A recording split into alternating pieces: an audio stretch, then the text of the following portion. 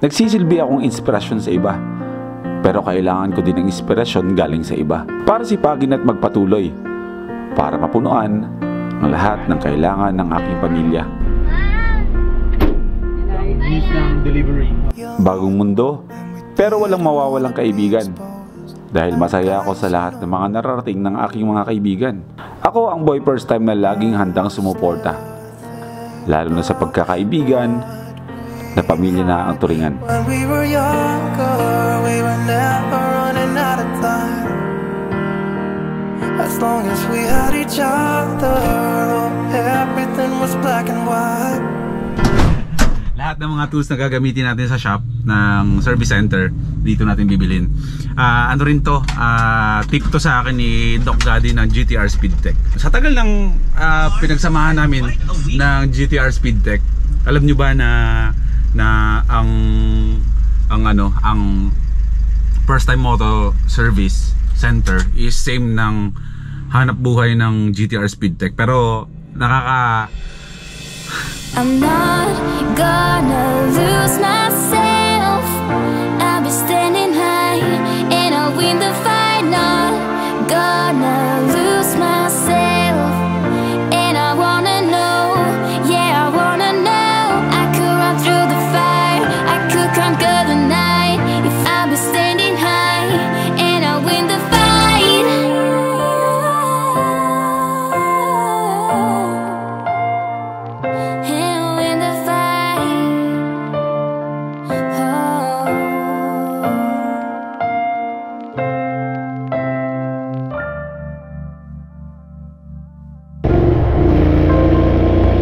Check, 8 AM. Meron tayong event kaya sa Batangas.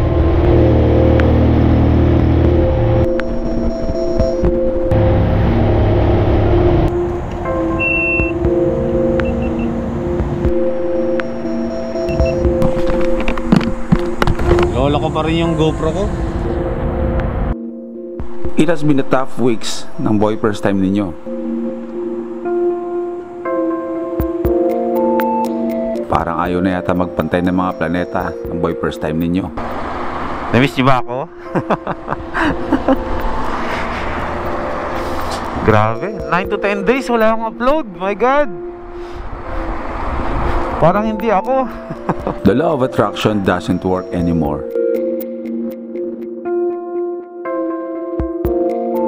Kahit anong sikap, laging nagfe-fail. Kahit anong sipag, walang magandang resulta. Kahit anong pagpupursige, walang nangyayaring magandang outcome. Ito, random kay Doc Gaddy. Okay, let's go. I'm back. Sisikapin ko na may balik na ang every other day upload natin. Kikwento ko kayo, huwag kayong mag-alala.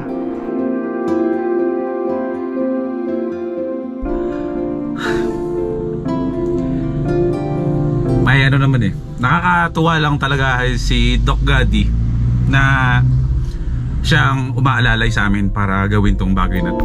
Alin po? Powerhouse.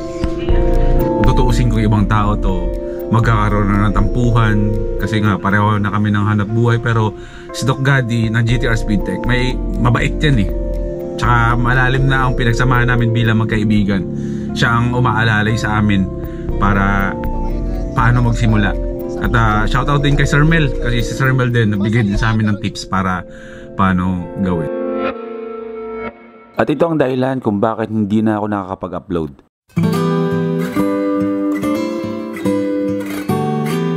Nagpa-vlog ako, pero in the end, binubura ko na lang.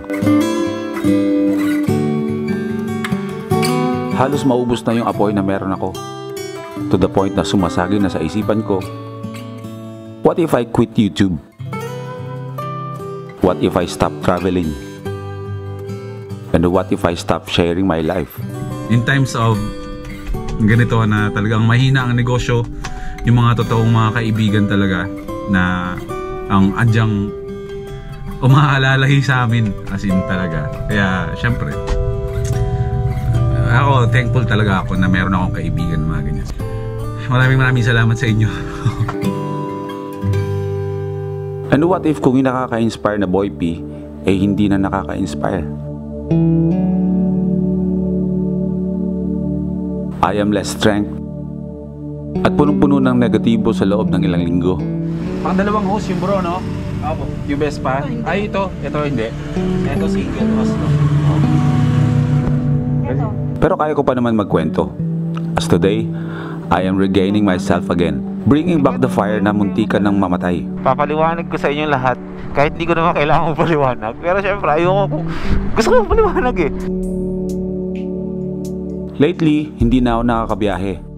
Dahil sunod-sunod ang mga kaganapan sa buhay ko. You might see me roving around the country, but in reality, isa akong tatay. Hello! Hello! News ng delivery. Nagpapatakbo kami ng negosyo.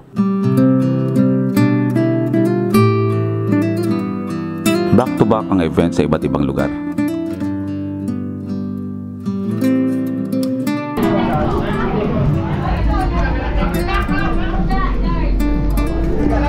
Yan! Jilly number 1! Things that I want to do, but it's not what I like. City is not my home. Crowd is not where I belong. Hindi sa ayaw ko, mahal ko kayo, but it's because of my mental health condition. Since I was a party goer, I am loud. I don't want to be alone. Pero simula nung nagkaroon ako ng depression 6 years ago, doon na nagsimula na bumaliktad ang mundo ko.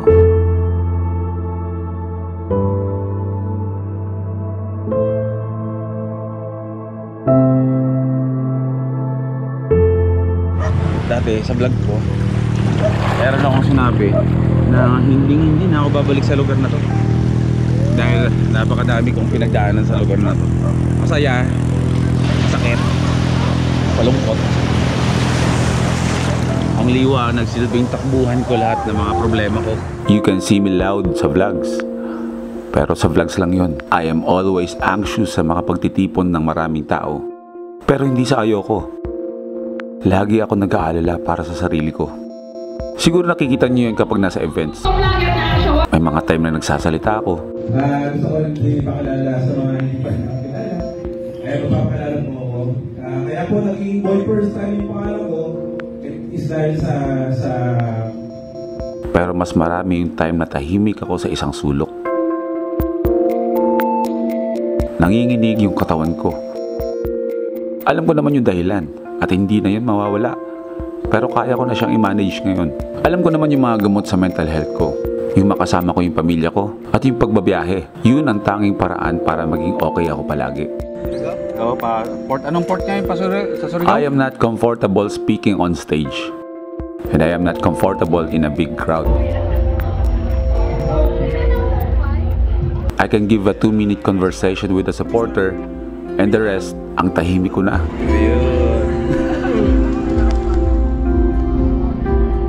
Ayoko sana ng ganun. It's not that I don't want to talk. It's because I can't talk anymore. Since na nakakapagkwento na rin naman ako, at okay na ako, bibigyan ko kayo ng update sa mga nangyayari sa buhay kung bakit nawala ako halos ng 2 linggo. Mahirap magnegosyo. Minsan, panalo, minsan talo. Kaya inuuna ko na lang muna ang asikasuhin ang dapat.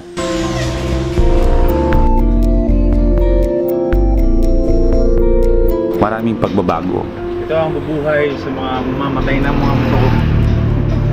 Oxygen. Gusto ko lang malaman nyo, ako ang magiging chief mechanic ng First Time Moto Main Service Center. Comment down below kung may tiwala kayo sa kakayanan ko. Mahirap at masakit.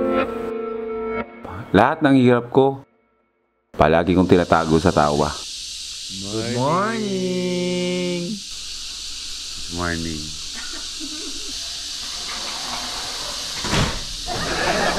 Pero hindi pala pwedeng ganun palagi. Minsan, mas okay pa magpakatotoo. Kailangan ko muna maayos ang lahat para payapa ang kaisipan ko kung babayahin na ako ulit. Ginawa ko ulit ang mga bagay na hindi ko ginagawa. Ang i-open ang sarili sa iba. Kahit na introvert akong tao, inaaral ko namang maibalik ang dating ako. I'm a jack of all Open area. Sama-sama lahat ng mga brands na may kinalaman sa pagmumotor. Shoutout! Gang gang! Ang dami kong best. Hindi ko kayo? Oh, you doing, motherfucker? Where's the motherfucking money, bitch? Boss Parak, balikan ka dito ha. Sige, balikan mo ako ha. Boss Parak, may-ari ng Parak Clother.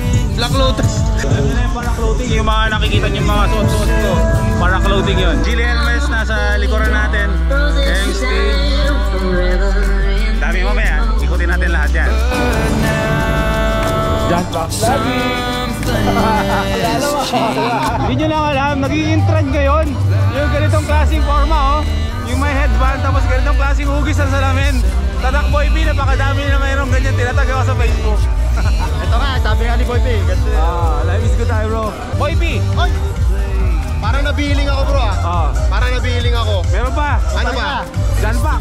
Oo nga, ano? Ito. Galing! Ay, lakadi kaya. Ano makuha ko doon, lakadi? JM! Parang di ako babaero eh. Gusto ko lang malakas. Noisy! Nagre-record ka ba lang? Backward. Tapos tropa ko si CL. Jilly. Pag dito sa Batangas eh, lumipat ako galing Marilao.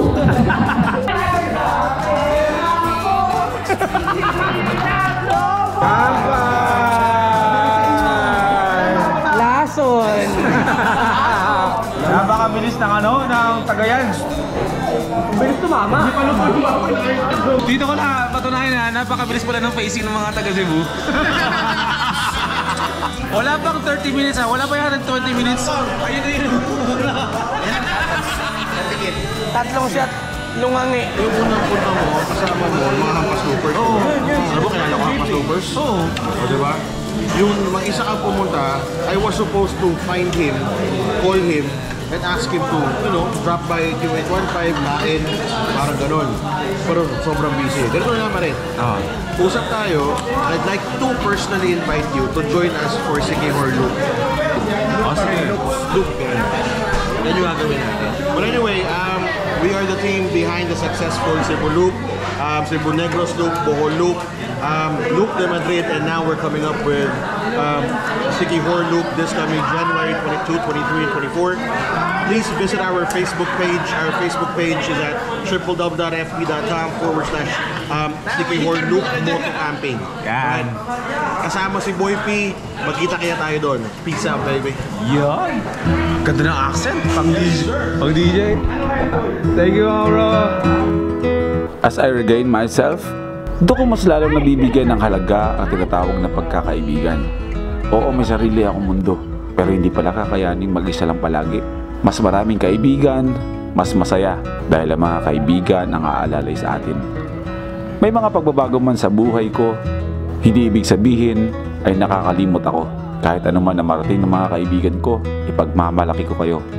Ako pa rin ang inyong Boy P.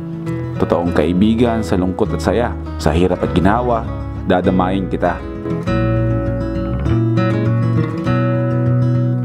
Nagsisilbi akong inspirasyon sa iba, pero kailangan ko din ng inspirasyon galing sa iba para sipagin at magpatuloy, para mapunuan ang lahat ng kailangan ng aking pamilya. Bagong mundo, pero walang mawawalang kaibigan, dahil masaya ako sa lahat ng mga nararating ng aking mga kaibigan. Ako ang boy first time na laging handang sumuporta, lalo na sa pagkakaibigan na pamilya na ang turingan. Hangad ko ang tagumpay nating lahat.